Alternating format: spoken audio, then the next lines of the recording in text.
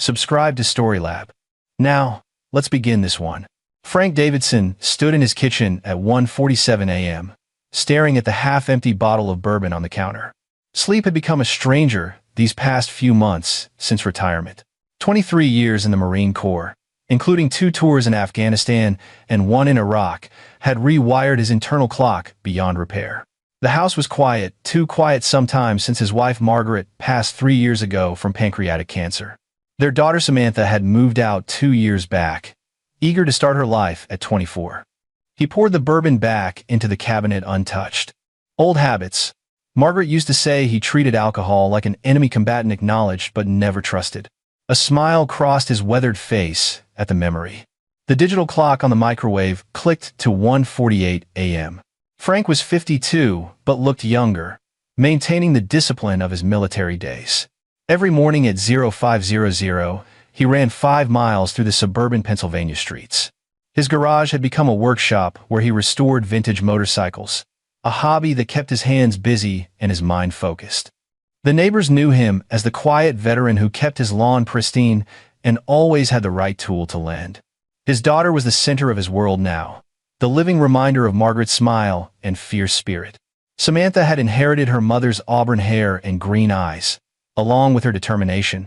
She graduated college with honors in graphic design and landed a job at a marketing firm in Philadelphia, about 40 minutes from his home in the suburbs.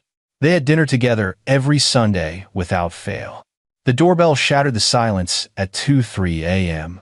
Frank's training kicked in instantly. His mind cataloged the possibilities in microseconds. Wrong address, emergency, threat. He moved to the door with the fluid economy of motion that 2 decades of combat had ingrained. Through the peephole, his heart stopped. Samantha stood on his porch, barely standing. Her left eye was swollen shut, blood streaming from her nose and a gash on her lip. Her white t-shirt was torn and soaked with blood. Her hands cradled her stomach, her visibly pregnant stomach that Frank had just learned about 3 weeks ago. He yanked the door open. "Sam, Dad," she collapsed into his arms, sobbing. "Dad, help me. The baby." He tried to. Frank caught her, his mind shifting into combat mode even as his heart shattered. He swept her into his arms, kicking the door closed behind him. I've got you, sweetheart. You're safe now." He carried her to the couch, his hands already assessing injuries with the practiced efficiency of battlefield medicine. Facial contusions, defensive wounds on her forearms, bruising around her ribs. The blood on her shirt was from her face, and his stomach turned from between her legs. "Who did this?" His voice was eerily calm, the tone he'd used to interrogate enemy combatants. "Derek. When I told him I wanted to keep the baby, he lost it. Said I was trying to trap him, ruin his future." Her words came in gasps between sobs. "He hit me, pushed me down the stairs at his apartment. Then he kicked me, Dad. He kicked me in the stomach. He said he'd fix this problem himself." Derek Driscoll. Frank had met him twice. A 26-year-old associate at some law firm. Smug smile, expensive suits, handshake like a dead fish. Son of Dennis Driscoll, the district attorney for Montgomery County. Frank had disliked him immediately but held his tongue. Samantha was an adult, made her own choices. That courtesy had just expired. "We're going to the hospital now." Frank grabbed his keys and a clean towel, pressing it gently to her face. "Then we're calling the police." "Dad, his father is the DA. Nothing will. Then we make sure everything is documented. Every bruise, every injury, we do this right." He helped her to his truck, supporting her weight. "Did anyone see what happened?" "His neighbors. They heard me screaming. Someone called 911, but he ran when he heard the sirens. Left me there." "Good." Witnesses. Evidence. Frank's mind was already working through the tactical situation as he drove to Montgomery Hospital. One hand on the wheel, the other holding his daughter's hand. The emergency room at Montgomery Hospital was surprisingly busy for a Tuesday morning. A nurse took one look at Samantha and rushed her back immediately. Frank gave the triage nurse the essential information in clipped, precise sentences. The ER doctor, a woman in her 40s named Dr. Patel, performed an ultrasound, while Frank waited outside the exam room, his fists clenched so tight his knuckles were white. Dr. Patel emerged 20 minutes later. The baby has a strong heartbeat. Your daughter is approximately 14 weeks pregnant. The bleeding appears to be from trauma, but the pregnancy is intact for now. We're admitting her for observation. The next 24 hours are critical. Frank exhaled for what felt like the first time in an hour. Thank you, Mr. Davidson. The injuries your daughter sustained are consistent with severe assault. We're required to report this to the police. But I want you to know I've documented everything. Photographs, measurements, the works. No one will be able to claim this was anything but intentional violence. I appreciate that, Doctor. 2 police officers arrived within the hour. Officer Martinez was a younger man, earnest and professional. His partner, Sergeant Russo, was older, with the tired eyes of someone who'd seen too much. Frank walked them through what Samantha had told him, keeping his emotions locked down tight. Sergeant Russo took notes. Derek Driscoll, you said? Any relation to D.A. Driscoll? His son. Martinez and Russo exchanged a look that Frank didn't like. We'll go to the apartment, talk to witnesses, process the scene, Russo said carefully.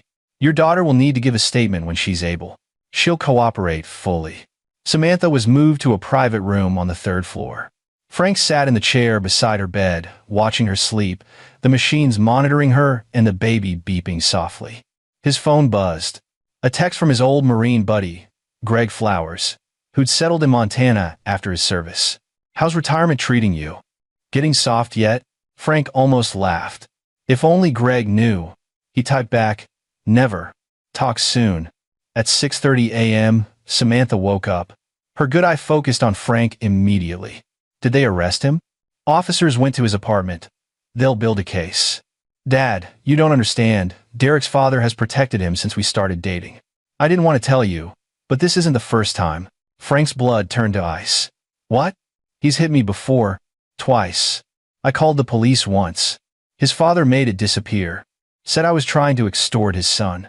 Derek got angrier after that. Said I embarrassed him. Tears streamed down her face. I know I should have left. I know I should have told you. But he said if I ever told anyone, he'd make sure I lost everything. He has connections, Dad. He's untouchable. Frank took her hand gently. No one is untouchable, Sam. No one. You don't know these people. The Driscolls have money, power. They play golf with judges. Dennis Driscoll has been DA for 12 years.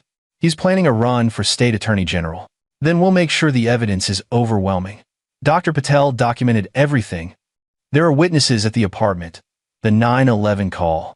Samantha closed her eyes. I hope you're right. But Frank saw the doubt in her face, and it cut him deeper than any blade. Over the next 3 days, Samantha remained in the hospital under observation. The baby's heartbeat stayed strong. Frank never left her side except to go home for clean clothes and to feed his neighbor's cat, an arrangement he'd made months ago. On the 4th day, Officer Martinez arrived with news. We arrested Derek Driscoll yesterday morning. Charged him with aggravated assault, assault on an unborn child, and terroristic threats. He lawyered up immediately. Didn't say a word. Bail? Frank asked. Hearing is this afternoon at 2. Frank attended the bail hearing with Samantha, who sat in a wheelchair despite the doctors clearing her to walk. She wanted the judge to see what had been done to her. The courtroom was wood-paneled and imposing, smelling of old paper and furniture polish. Derek Driscoll sat at the defense table in a tailored suit, his sandy blonde hair perfectly styled. He was handsome in that calculated way that came from money and entitlement. His lawyer was Bernard Kessler, a man whose face appeared on bus benches throughout the county advertising his criminal defense services. Dennis Driscoll sat in the front row behind his son. The DA was in his late 50s, silver-haired, with the bearing of a man accustomed to power. He wore an expensive suit and an American flag pin on his lapel. The judge, Howard Chen, reviewed the case file. Mr. Driscoll, you're charged with serious crimes. The victim sustained significant injuries. However, you have no prior criminal record. Your Honor. The assistant DA handling the case stood up. Frank didn't recognize her, a woman in her 30s with dark hair pulled back. The Commonwealth requests bail be set at $500,000. The defendant is a flight risk with significant resources, and he poses a continuing threat to the victim. Kessler stood smoothly. Your Honor, my client is a respected attorney with deep roots in this community. He adamantly denies these allegations. This is clearly a case of a domestic dispute being blown out of proportion. My client is not a flight risk and poses no danger. We request he be released on his own recognizance. Judge Chen looked at Samantha in her wheelchair, then at Derek. Bail is set at $100,000. The defendant is to have no contact with the victim. GPS monitoring will be required. Derek's father wrote a check before they'd even left the courtroom. 6 hours after the hearing, Derek Driscoll walked out of the Montgomery County Jail. Frank drove Samantha home to his house. She'd insisted on staying with him until this was over. He converted his home office into a bedroom for her, moving his desk to the garage workshop. That night, Samantha's phone buzzed at 11:47 p.m. She'd fallen asleep on the couch watching television. Frank saw her face go pale as she read the message. "What is it?" She handed him the phone with shaking hands. The message was from Derek. "You made a big mistake, bitch. My father's taking care of the charges. When that's done, I'm coming back to finish what I started. You and that thing inside you." A second message followed. "Your old man can't protect you forever." Frank read the messages twice, his face expressionless. Then he took a screenshot and forwarded them to Officer Martinez. But he knew what this meant. Derek Driscoll was declaring war. And Frank Davidson had fought wars before. The next morning, Frank contacted Bernard Kessler's office and requested the phone records be subpoenaed for the threatening texts. Officer Martinez assured him they were building a solid case. But Frank had learned something during his years in the Marines. Sometimes the system worked, and sometimes you had to operate outside the system to survive. He spent the morning researching the Driscolls while Samantha slept in. Dennis Driscoll had been DA since 2013, winning 3 elections with increasingly comfortable margins. His wife had died of a heart attack 8 years ago. Derek was their only child, born when Dennis was 30. The Driscolls came from old money. Dennis's grandfather had made a fortune in steel manufacturing. Derek had attended Penn State, then Villanova Law School. His record was unremarkable but adequate. He'd failed the bar exam on his first attempt, passing on the second. He worked at Patterson and Associates, a mid-sized firm that did a lot of work with the county. Frank found 2 sealed civil cases involving Derek, both settled out of court with NDAs. Both filed by women. His daughter wasn't Derek's first victim. She was just the first one who'd pressed criminal charges. Frank's phone rang. "Officer Martinez. Mr. Davidson, I need to give you a heads up. The charges against Derek Driscoll are being dropped." "What?" "The ADA assigned to the case was removed this morning. Dennis Driscoll recused himself officially, but he appointed his chief deputy to review the case. She dropped the charges an hour ago, citing insufficient evidence and witness credibility issues. There are photographs, medical records, the 911 call, the texts. I know. I'm sorry. Sergeant Russo and I are documenting everything. We're not just letting this go. But officially, there's no case anymore." Frank thanked him and hung up. He stood in his garage, surrounded by the motorcycle he was restoring, the tools he'd collected over decades, the workbench where he'd built a life after war. His phone buzzed. "Derek, told you. My father owns this county. You're nothing. She's nothing. I'll see you both real soon." Frank set down the phone and opened a drawer in his workbench. Inside was a box he hadn't touched in 3 years, since Margaret's funeral.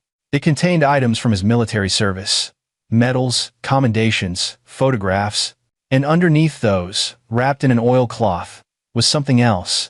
A Kabar fighting knife. The one he'd carried through Kandahar and Fallujah. The blade was 7 inches of carbon steel, stained with sand and memory. He didn't unwrap it. Not yet, but he left the drawer open. Samantha emerged from the house around noon, moving slowly but with more strength than before. The swelling around her eye had gone down, leaving purple and yellow bruises. "Dad, Officer Martinez called me. He said the charges were dropped." "I know. Derek sent me another text. He's coming here. Tonight," he said. Her voice broke. "He said he's going to make me lose the baby and make you watch." Frank guided her to a chair in the garage. "Sam, I need you to trust me. Can you do that?" "Of course, but Dad, I need you to pack a bag. You're going to stay with my friend Greg Flowers in Montana for a few weeks. I'll drive you to the airport this afternoon. I'm not running away. You're not running. You're making sure my grandchild is safe.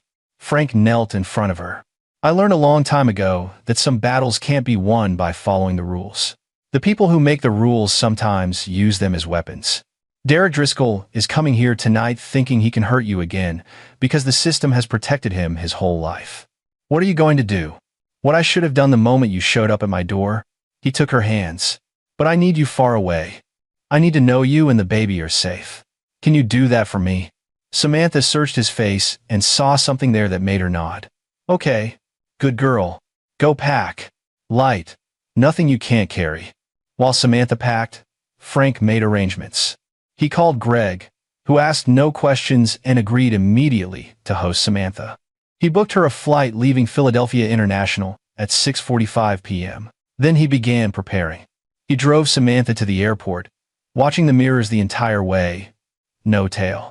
Derek was probably sleeping off whatever he'd celebrated with after the charges were dropped. At the terminal, Frank hugged his daughter tight. I love you, Sam. You're the best thing I ever did in this life. I love you too, Dad.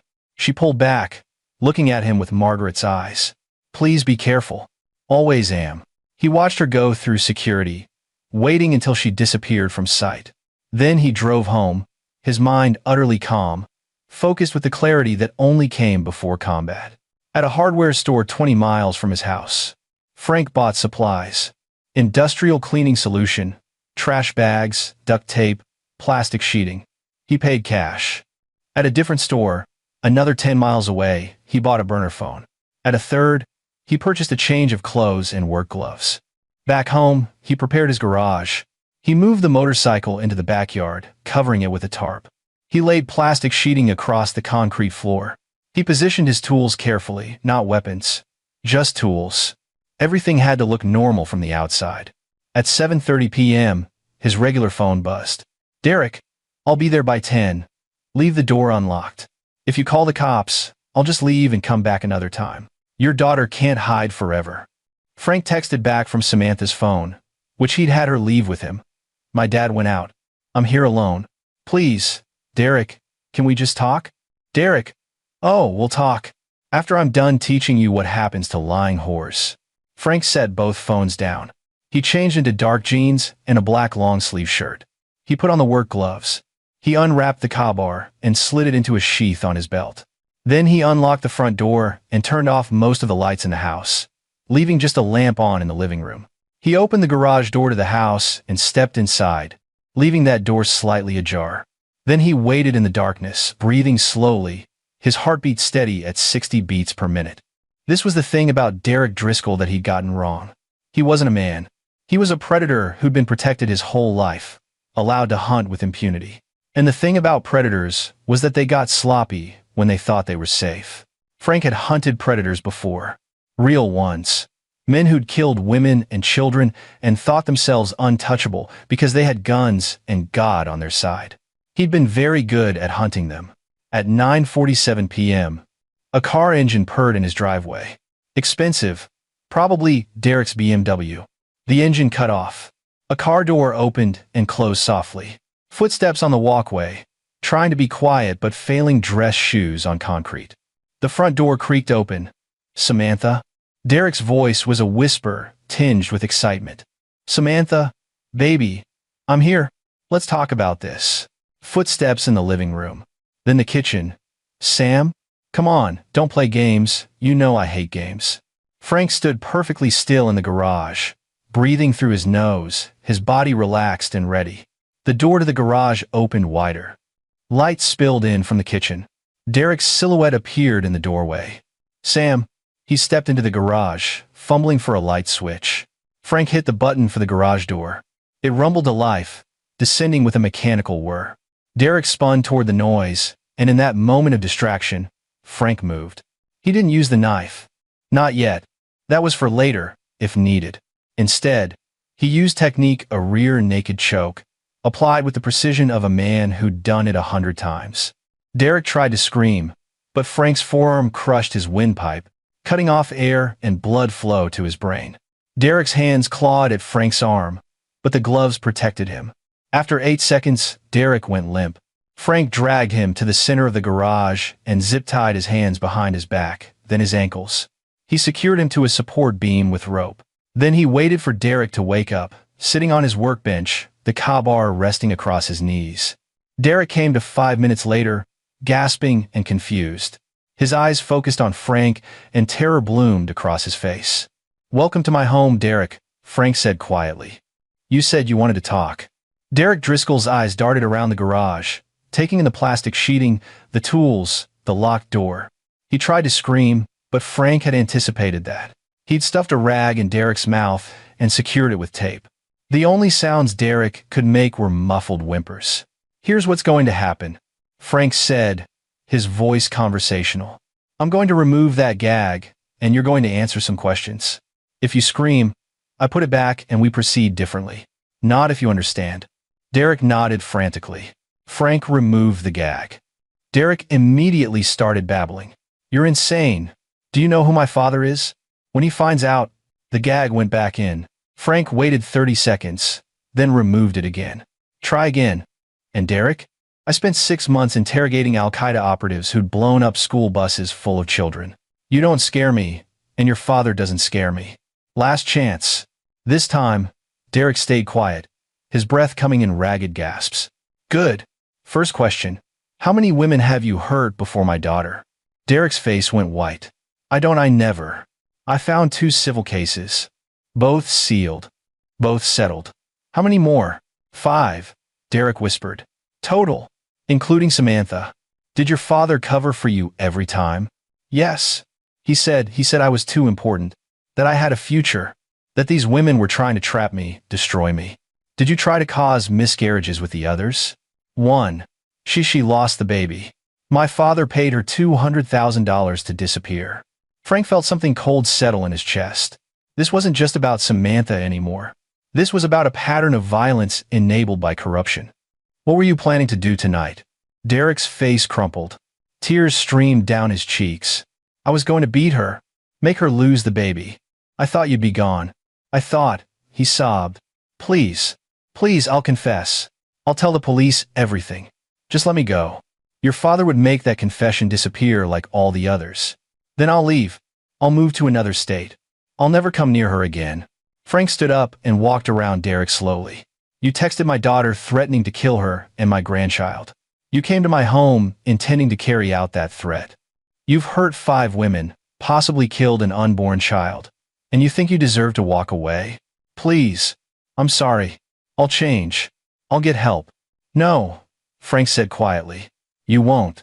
He picked up a burner phone and played a recording. It was Derek's voice from 5 minutes ago. 5. Total. Including Samantha. "Yes. He said I was too important. 1. She lost the baby. My father paid her $200,000 to disappear. I was going to beat her, make her lose the baby." Derek stared at the phone in horror. "You recorded me." "I did. And I'm going to give this recording to someone who can use it. Not the police, they're compromised. But there are journalists who'd love to expose a DA covering up his son's crimes. Federal prosecutors who'd be interested in obstruction of justice. Civil attorneys who'd jump at the chance to sue the Driscolls for everything they're worth. My father will destroy you. Maybe, but he'll fall with me. And that's acceptable." Frank leaned in close. "However, I'm not giving you that option." Derek began to hyperventilate. "What are you going to do?" "What I did to men in Fallujah, who hurt innocent people and thought they'd never face consequences." Frank watched Derek's face cycle through emotions. Fear, defiance, desperation, and finally acceptance. "Before we continue," Frank said, "I want you to understand something. This isn't revenge. This is justice outside a broken system. You're a rabid dog that's been allowed to bite because your owner has power. But every dog has its day." He pulled out his regular phone and sent a text from it to Martinez. "Derek Driscoll just texted me saying he's on his way to finish what he started. I've secured Samantha at an undisclosed location. If anything happens to her or me, check the locations I'm sending." He attached GPS coordinates to 3 random locations miles apart, including the industrial area near the river. Then he sent a second text. "I'm going to take a drive to clear my head. If I don't check in by tomorrow afternoon, something's wrong." Martinez responded immediately. "Stay safe. I've got a patrol watching your house." Frank smiled coldly at Derek. You see how this works? I'm establishing my own timeline, creating reasonable doubt. You're not going to get away with this. I already have. Frank set the phone down. Your car is in my driveway. In a few hours, I'll drive it to the industrial park by the river places with no cameras.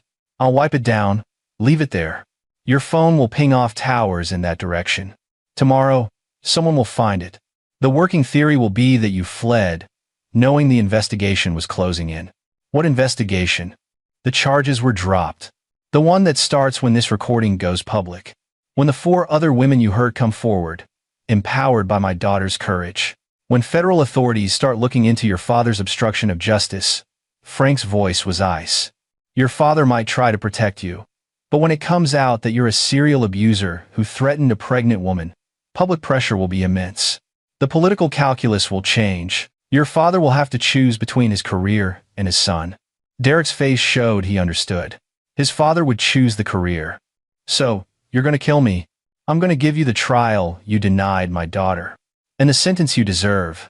Frank spent the next hour methodically going through Derek's pockets. Wallet, keys, phone. He left the phone on, but placed it in a Faraday bag it would show as off-network, as if Derek had turned it off or the battery had died.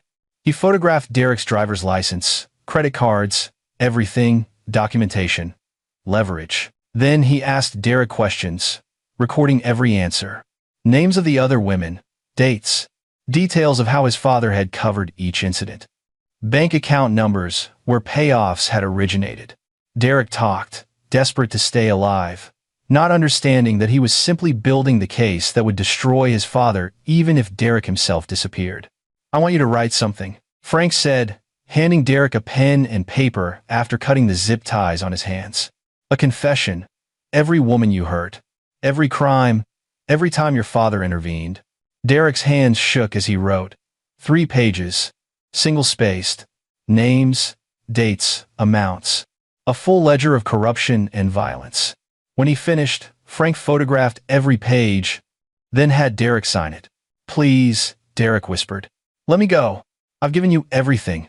Frank looked at him with the same cold assessment he'd used on enemy combatants. I had a daughter once. She was bright, beautiful, kind. She wanted to be a mother. You tried to take that from her. You beat her, terrorized her, and then threatened to finish the job. What mercy did you show her? I'm sorry. I'm so sorry. No. You're sorry you got caught. You're sorry the system finally failed you. But you're not sorry for what you did. Frank stood. Here's what's going to happen. I'm going to give you something my daughter didn't get. A choice. You can make this easy, or you can make this hard. What choice? You're going to kill me anyway. The easy way. You go unconscious and don't wake up. The hard way. Frank let the implications hang. I'm a Marine, Derek. I learned a lot about the human body, how much pain it can endure, how long consciousness can last. I prefer not to use those skills. But I will, if you force me. Derek broke down sobbing. Easy. Please. Just make it easy. Frank prepared a cocktail he'd learned about in training substances available in any home that, in combination, would stop a heart. He wasn't going to tell Derek that. Let him think it would be painless sleep. It would be faster than he deserved. But Frank hesitated. His hand hovered over the syringe he'd prepared. Was this who he was? Was this who Margaret would want him to be? Then, he remembered Samantha's face at 2 a.m., beaten and bloody, begging for help. He remembered the ultrasound image of his grandchild. He remembered the 5 other women Derek had hurt. Some men didn't deserve mercy. They deserved justice. Last words? Frank asked. Derek looked up at him with red-rimmed eyes. Tell my father, tell him I'm sorry I wasn't stronger. Tell him I tried to be what he wanted. Frank nodded. Even monsters love their fathers. He administered the injection. Derek's eyes widened in panic, then confusion, then nothing. His body went slack. Frank checked for a pulse. Nothing. He checked again at 2 minutes, 5 minutes, 10 minutes. Derek Driscoll was dead. Frank felt nothing. No satisfaction. No guilt. Just the cold clarity of a mission completed. He wrapped the body in the plastic sheeting, securing it with duct tape. He cleaned the garage with industrial solvent, working with the methodical precision of someone who'd done evidence disposal before. Every surface, every tool. The plastic came up clean. He bagged everything twice, tying off each bag carefully. At 2:30 a.m., he loaded Derek's body into Derek's BMW trunk. He drove carefully, obeying every traffic law, the burner phone in his pocket, his regular phone left at home. The industrial park was deserted at this hour. He knew there were no cameras he'd checked last week on a reconnaissance run. He didn't dump the body there. That was what he'd wanted Martinez to think. Instead, he drove to a location he'd scouted months ago, long before this night. A construction site for a new highway interchange, where they'd poured foundation concrete 2 days ago. The concrete was fresh enough to disturb, old enough that more would be poured tomorrow to complete the foundation layer. Frank had served in Afghanistan with Ralph Morse, who'd become a construction foreman after his discharge. Ralph had mentioned this project at a reunion last year. Frank had filed the information away, the way soldiers filed away everything that might be useful. He used a shovel from the construction site to dig into the fresh concrete, creating a space large enough for Derek's body. He weighted the body with cinder blocks from the site, then positioned it in the cavity. Then he carefully smoothed the concrete back over, matching the texture and level of the surrounding area. By morning, when the next layer of concrete was poured, Derek Driscoll would be entombed under 20 feet of Interstate 476. He cleaned the shovel and returned it. He drove Derek's BMW to the industrial park and wiped it down completely with bleach solution. The phone came out of the Faraday bag and was placed on the driver's seat. He left the keys in the ignition. Someone would steal it, or the police would find it. Either way, it would look like Derek had abandoned it. Frank walked 3 miles through the darkness back toward his house, avoiding main roads. He'd parked his own truck near a 24-hour diner 2 miles from home. At 4:47 a.m., he retrieved it and drove home. He burned his clothes in the fireplace, along with the gloves and plastic sheeting. The ashes went down the garbage disposal. The burner phone went into a trash can at a rest stop 20 miles away. At 6 a.m., Frank was in his kitchen drinking coffee when Officer Martinez called. Mr. Davidson, Derek Driscoll's car was found abandoned at the industrial park near the river. His phone was inside, dead battery. Any idea where he might have gone? No idea, officer. Last I heard, he was threatening to come to my house. I took your advice and made sure my daughter was somewhere safe. I drove around for a few hours last night to clear my head, got home around 3. Anyone who can verify that. I stopped at the Starlight Diner on Route 202 around midnight.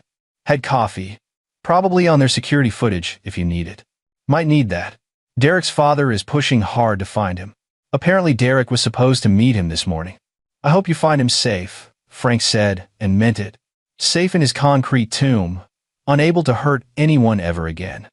We'll be in touch. Frank hung up and looked at the sunrise through his kitchen window.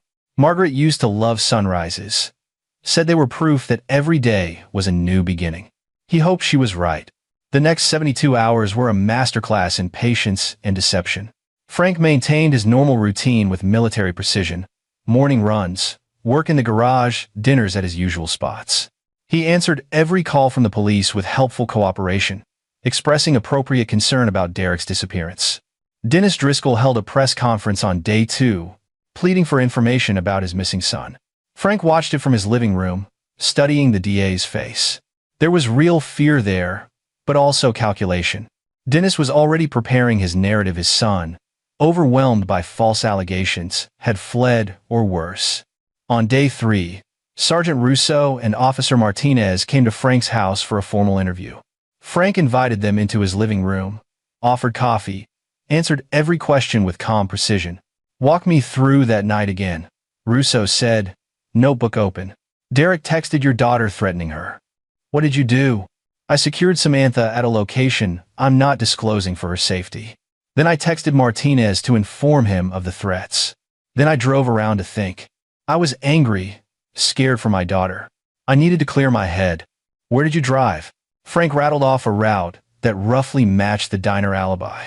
I ended up at the Starlight around midnight. Had coffee. The waitress, older woman, name tag said Doris can confirm. Then I drove through some neighborhoods thinking. Got home around 3. You didn't see Derek at all that night? No. If I had, I would have called you immediately. Martinez leaned forward. Mr. Davidson, we have to ask. You're a Marine veteran. You have training. Your daughter was hurt by this man. If Derek showed up at your door, what would you have done? Frank met his eyes steadily, called 911, and held him for you. I have a grandchild to think about. The last thing I'd do is throw away my freedom on someone like Derek Driscoll when the law could handle it. But the charges were dropped. Russo pressed. They were. And I was planning to contact the FBI about potential civil rights violations. I was planning to hire attorneys to sue the Driscolls civilly. I was planning a lot of things, Sergeant, but none of them involved taking the law into my own hands. The interview continued for 2 hours. Frank never wavered, never got defensive.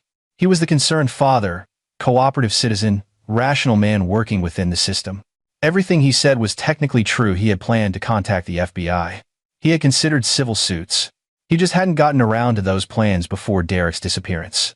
The police left, seemingly satisfied, but not convinced. Frank knew they suspected him. He also knew they had no evidence. That night, Frank called Samantha in Montana. Greg Flowers had put her on his ranch's guest cabin, a comfortable place with no internet trail. She answered on the second ring. Dad? What's happening? I saw the news about Derek. He's missing. Police think he ran. Do you? She paused. Do you think he'll come back? No, Sam. I don't think Derek Driscoll will ever hurt you again. Something in his voice must have conveyed certainty, because Samantha exhaled shakily. Thank you. For what? For being my dad. For protecting me when no one else would. Frank closed his eyes. You and your mother are the best things that ever happened to me. I'd do anything to keep you safe. I love you, Dad. I love you too, sweetheart. Stay in Montana another few weeks, let this settle down. Then come home. We'll figure out the rest together. After the call, Frank went to his garage and looked at the workbench where Derek had confessed. He'd already burned or disposed of every piece of evidence. The recording was on a secure thumb drive in a safety deposit box in another county, along with photographs of Derek's confession. Insurance, if needed, but Frank didn't think it would be needed. Derek was gone, and soon the story would shift. Already, journalists were digging into Dennis Driscoll's history, finding patterns. Questions were being raised. The recording would come out eventually, anonymously leaked to the right people. But for now, Frank could wait. A week after Derek's disappearance, construction crews poured the final layer of concrete on the Interstate 476 interchange. The foundation was complete. Traffic would flow over it within the month. Frank drove past the site on his morning run route extension. He didn't slow down or look twice. Derek Driscoll was gone, buried under the weight of progress and justice. The investigation would eventually go cold. Missing persons cases often did, and if Dennis Driscoll spent the rest of his life wondering what happened to his son, not knowing if Derek was alive or dead, running or captured, suffering or at peace, well, that seemed like fitting punishment for a man who'd enabled so much pain. Frank increased his pace, breathing easily, his mind clear. The sunrise ahead looked a lot like hope. 3 weeks after Derek's disappearance, Special Agent Clifton Slaughter of the FBI's Philadelphia field office sat across from Frank in a bland interview room. Slaughter was in his mid-40s, black, with intelligent eyes and a demeanor that suggested he'd seen everything twice. Mr. Davidson, I appreciate you coming in voluntarily. Happy to help, Agent Slaughter. I'm investigating potential corruption in the Montgomery County DA's office. Specifically, allegations that Dennis Driscoll covered up multiple assaults committed by his son. Your daughter filed charges against Derek Driscoll that were subsequently dropped. I'd like to hear your perspective. Frank had prepared for this. He walked Slaughter through everything. Samantha's injuries, the hospital documentation, the arrest, the suspicious bail hearing, the charges being dropped, the threatening texts. He provided copies of everything. He'd legitimately collected: medical records, police reports, text screenshots. Mr. Davidson, I'll be direct with you. Derek Driscoll disappeared the same night he threatened your daughter. You're a trained Marine with combat experience. The timeline suggests Derek may have come to your house that night. I wasn't home. I was driving around, thinking. I provided my route to the police. The Starlight Diner confirms you were there around midnight, but there's a gap of several hours where you can't account for your location. I was driving, thinking. Sometimes I do that when I'm stressed. Slaughter studied him. What would you have done if Derek had shown up at your door? called 911. Defended myself if necessary. But he didn't show up. You seem very certain about that. I am. If Derek Driscoll had come to my house, there would be evidence of it. There isn't. Slaughter nodded slowly. Fair enough. What I'm really interested in is Dennis Driscoll's pattern of covering up his son's crimes. Would you be willing to testify about your experience with the system? Absolutely. Over the next hour, Frank provided a detailed account of the charges being dropped, the connections between Dennis Driscoll and the judiciary, the pattern of intimidation. He was the perfect witness, calm, factual, credible. One more thing, Slaughter said at the end. A recording surfaced last week, anonymously sent to several news outlets. Derek Driscoll's voice, confessing to assaulting 5 women and implicating his father in covering up the crimes. The recording is authenticated. Do you know anything about it? Frank shook his head. First I'm hearing of it, but if it helps bring justice, I'm glad it exists. Slaughter's expression suggested he didn't entirely believe that, but he couldn't prove otherwise. Thank you for your time, Mr. Davidson. We'll be in touch if we need anything else. Frank drove home, permitting himself a small smile. The recording was out. The investigation was moving forward. Dennis Driscoll's career was imploding in slow motion. The other women Derek had hurt were coming forward, emboldened by the evidence. Civil suits were being filed. The carefully constructed facade of the Driscoll family was crumbling. And through it all, Frank remained the concerned father, the cooperative citizen, the man who'd worked within the system to seek justice. That evening, Samantha called. Dad, did you see the news? They're talking about Derek's confession. Other women are coming forward. The FBI is investigating Dennis Driscoll. I saw. Justice has a way of finding people eventually. Do you think Derek is alive somewhere, watching all this? I don't know, Sam. But wherever he is, he can't hurt you anymore. That's what matters. When can I come home? Soon. Let the baby get a little stronger. Let this investigation run its course. Then you'll come home, and we'll prepare for your little one. It's a boy. The ultrasound showed. I'm going to name him Frank, after you. Frank Jr. Frank felt his throat tighten. Your mother would have loved that. She would have loved being a grandmother. Yeah, she really would have. After the call, Frank sat in his garage, surrounded by the tools of his trade. The motorcycle was nearly restored, gleaming chrome and black paint. A project completed, like another project he didn't talk about. His phone buzzed. A text from Greg Flowers. Your daughter is good people. Kid's going to be lucky to have you as a grandfather. Frank smiled and texted back. Thanks for looking after her. Anytime. You ever going to tell me the real story about what happened? Probably not. Fair enough. Some stories are better left untold.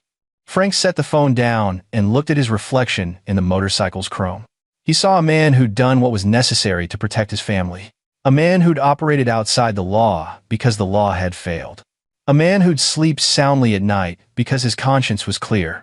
Margaret used to say that being a good person wasn't about never doing wrong. It was about knowing why you did what you did and being willing to live with the consequences. Frank was willing. 6 weeks after Derek's disappearance, Dennis Driscoll resigned as district attorney. The FBI's investigation had uncovered a pattern of corruption extending beyond just covering for his son. Bribes from defense attorneys. Buried evidence in multiple cases. A systematic abuse of power that had gone on for years.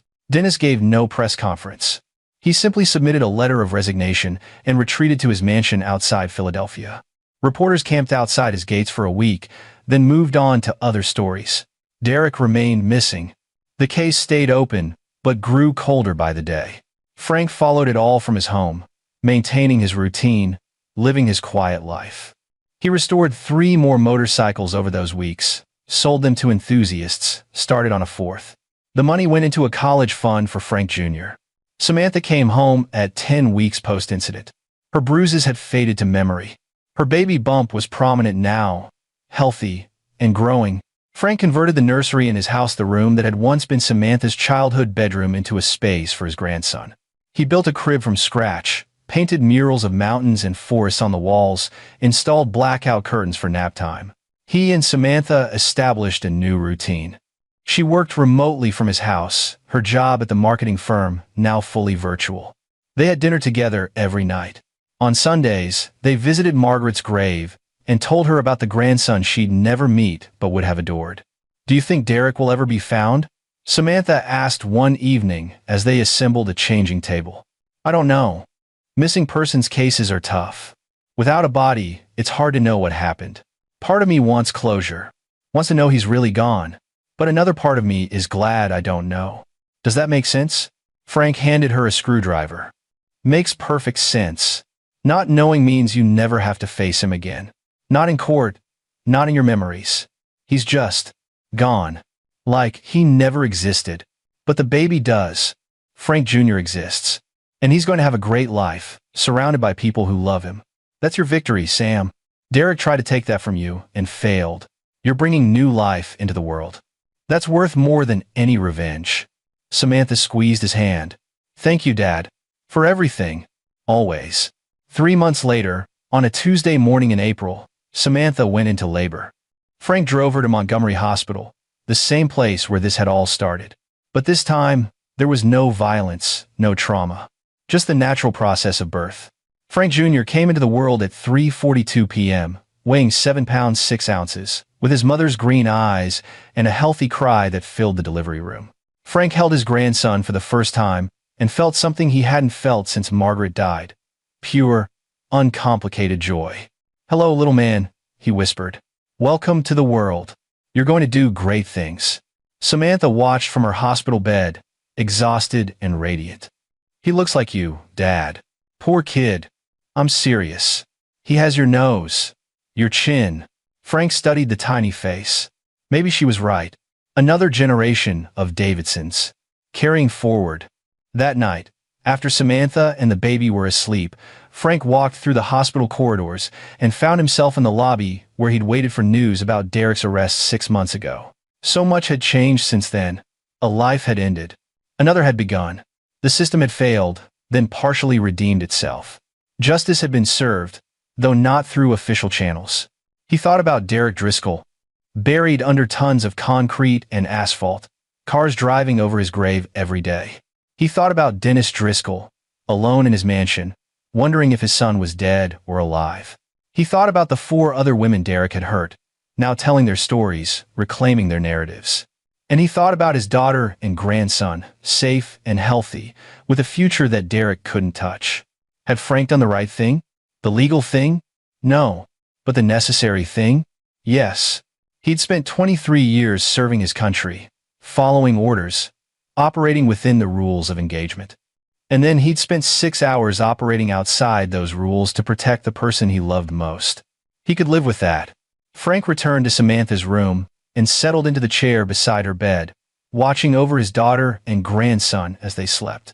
Outside, the sun set over Philadelphia, painting the sky in shades of orange and red. Margaret used to say every sunset was a promise that tomorrow would come. Frank hoped she was right. Because tomorrow, he'd take his daughter and grandson home. Tomorrow, they'd start building the life that Derek had tried to destroy.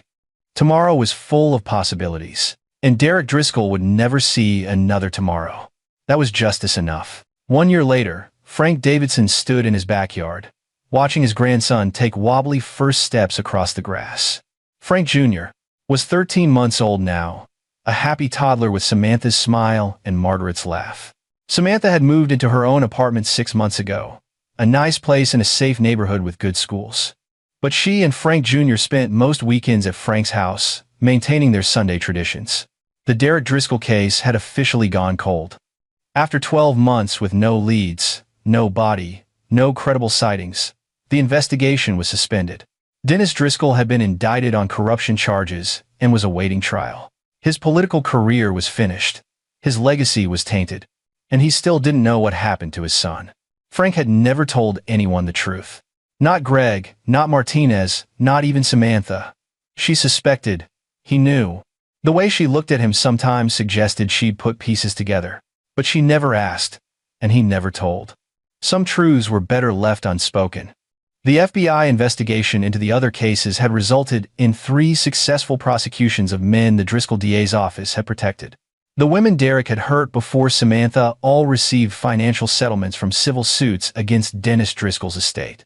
Justice, delayed but delivered. Grandpa, watch.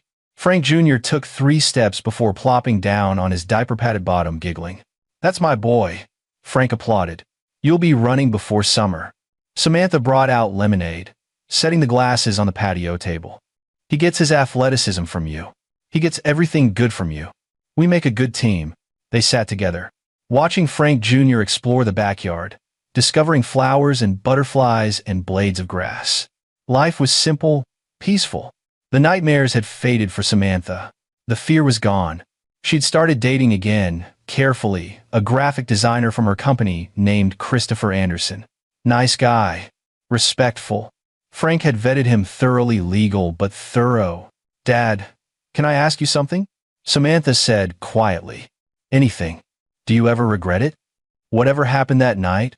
Frank looked at his grandson, healthy and happy, oblivious to the violence that had almost prevented his existence. I regret that it was necessary. I don't regret doing it. Thank you for not lying to me. I'll never lie to you, Sam. But I'll also never tell you details you don't need to carry. That's fair. She sipped her lemonade. Christopher wants to meet you properly. Sunday dinner? I'd like that. Life moved forward. The past stayed buried, literally and figuratively. Frank Jr. grew. Samantha healed. The seasons changed. Summer arrived, then fall, then winter again. On the anniversary of that night 2 years after Derek's disappearance, Frank drove to the Interstate 476 interchange. It was a busy highway now, thousands of cars passing over it daily. Beneath the concrete and asphalt, Derek Driscoll remained, a secret known only to Frank and the earth. Frank didn't pray. He wasn't religious. But he spoke anyway, to Margaret, to the universe, to whatever listened. I did what I had to do. Kept our girls safe. Protected our grandson. If you're out there, Mar, I hope you understand. I hope you're not disappointed. The wind kicked up, rustling the trees beside the highway. Frank chose to interpret that as approval. He drove home to Sunday dinner with Samantha, Frank Jr., and Christopher. They ate pot roast Margaret's recipe and laughed at Frank Jr.'s antics as he smeared mashed potatoes everywhere. Christopher was good with kids, patient, and kind. Frank approved. After dinner, Frank and Christopher stood on the back porch while Samantha put Frank Jr. down for a nap. Mr. Davidson, I want you to know I care about Samantha very much. I know she's been through a lot. I promise to always treat her with respect. I appreciate that, Christopher. And call me Frank. Frank, Christopher hesitated. Can I ask you something? About what happened with her ex? You can ask. Do you think he's dead? Frank looked at the younger man, measuring him. I think Derek Driscoll hurt a lot of people and faced no consequences until someone made sure he did. Whether that means he's dead, hiding, or suffering somewhere, I can't say. But he'll never hurt my daughter again. That's all that matters to me. Christopher nodded slowly. I understand. And for what it's worth, I'm glad someone stood up for her when the system didn't. So am I. They shook hands, an understanding passing between them. Frank had gained another ally in protecting his family. The circle grew stronger. That night, alone in his house, Frank sat in his garage and looked at the motorcycle he'd finished the week after Derek disappeared. It was his favorite, a 1974 Triumph Bonneville, fully restored to showroom condition. He decided not to sell it. Instead, it would be Frank Jr.'s when he turned 16. A legacy piece, connecting grandfather to grandson. Frank ran his hand over the chrome tank, seeing his reflection distorted and warped. A ghost of the man he'd been, transformed by necessity into something harder. But not broken. Never broken. He turned off the garage light and went inside. Tomorrow, he'd wake at 0500 and run his 5 miles. He'd work on another motorcycle project. He'd video chat with Samantha and Frank Jr. He'd live his quiet, disciplined life. And Derek Driscoll would continue not existing, buried under the weight of justice and concrete. Frank slept soundly that night, as he had every night since. His conscience was clear. His family was safe. The mission was complete. In the end, that was all that mattered. 5 years after Derek's disappearance, Frank Davidson retired from motorcycle restoration and opened a small gym specializing in self-defense training for women. The idea came from Samantha, who wanted to help other women avoid what she'd experienced. Frank provided the expertise, the space, and the funding. They called it Margaret's Place in honor of Frank's late wife. The gym became a community hub. Frank taught basic self-defense, situational awareness, and confidence building. He partnered with local therapists to provide counseling services. Samantha handled the administrative side, building it into a nonprofit with grants and donations. Officer Martinez, who'd left the police force to become a private investigator, volunteered as a guest instructor. So did Greg Flowers, who'd retired from construction and moved to Pennsylvania to be closer to Frank. The gym grew, expanded, helped hundreds of women. Frank Jr., now 6 years old, attended first grade and spent afternoons at the gym doing homework while his grandfather taught classes. He was bright, athletic, kind, everything Derek Driscoll had never been. Samantha had married Christopher 2 years ago. They were talking about giving Frank Jr. a sibling. The Derek Driscoll case remained unsolved. Officially, he was still a missing person. Unofficially, most people assumed he was dead. Dennis Driscoll had been convicted on corruption charges and served 18 months in federal prison. He died of a heart attack 6 months after his release, alone in his mansion. The Driscoll estate was liquidated to pay civil judgments to Derek's victims. Frank attended the notification of Dennis's death with appropriate solemnity. He felt no satisfaction in the man's demise, only a sense that the book had finally closed on that chapter. The Driscolls were gone. The damage they'd caused was slowly being repaired. Life continued. One evening, after classes ended at Margaret's Place, Frank sat in his office reviewing grant applications. A knock on the door interrupted him. Special Agent Slaughter stood in the doorway. Older now, grayer, but with the same intelligent eyes. "Agent Slaughter, what can I do for you? Just wanted to check in, see how you're doing. Heard about this place. Impressive work. My daughter's vision. I'm just the muscle." Slaughter smiled. "Can I sit? Please." They sat across from each other, the desk between them. Slaughter looked around the office, taking in the photos on the walls. Margaret, Samantha, Frank Jr., the gym's opening day. Success stories. "I'm retiring next month," Slaughter said. 30 years with the Bureau. Time to move on. "Congratulations. Before I go, I wanted to close some mental files. The Derek Driscoll case has bothered me for 5 years. I've worked a lot of cases, solved most of them. This one, I know what happened. I've always known, but I could never prove it." Frank met his eyes steadily. "What do you think happened?"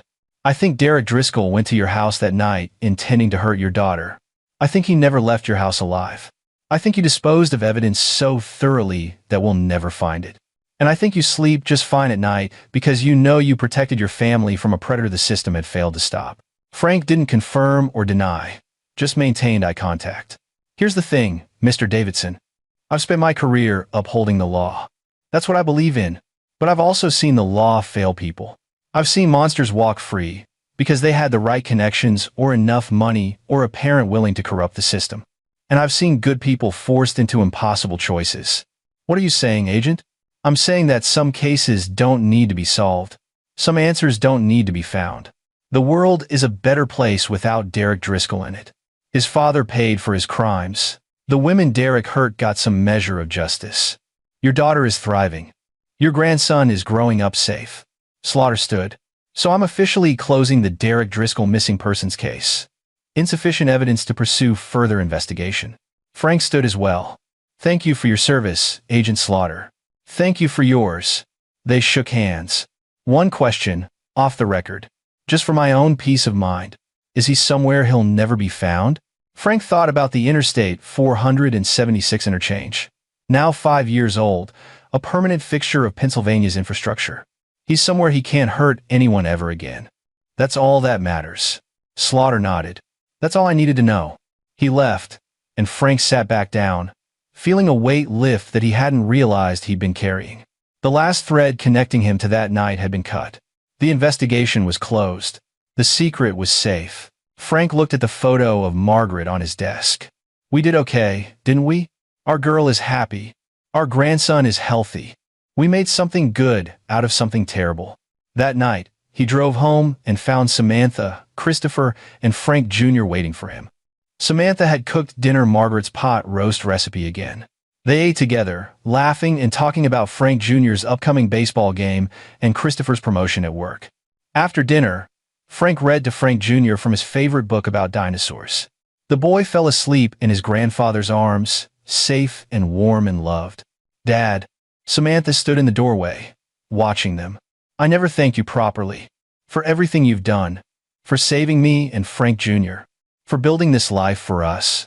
You don't need to thank me. Being your father is the greatest privilege of my life. Still, thank you." Frank carefully transferred the sleeping boy to Christopher's arms. Samantha hugged Frank tight. "Mom would be so proud of you," she whispered. "She'd be proud of you. You're the strong one, Sam. You survived. You thrived. You built a life and raised an amazing son.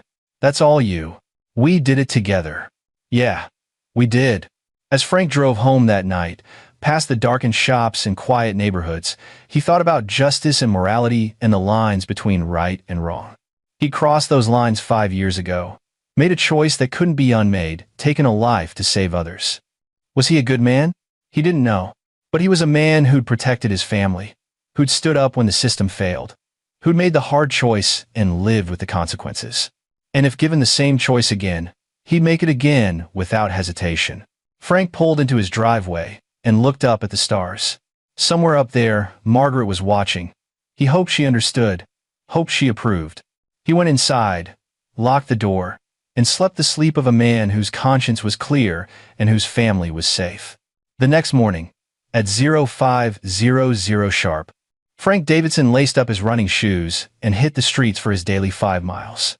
The sun rose over Pennsylvania, promising another day of life, love, and the simple dignity of continuing forward.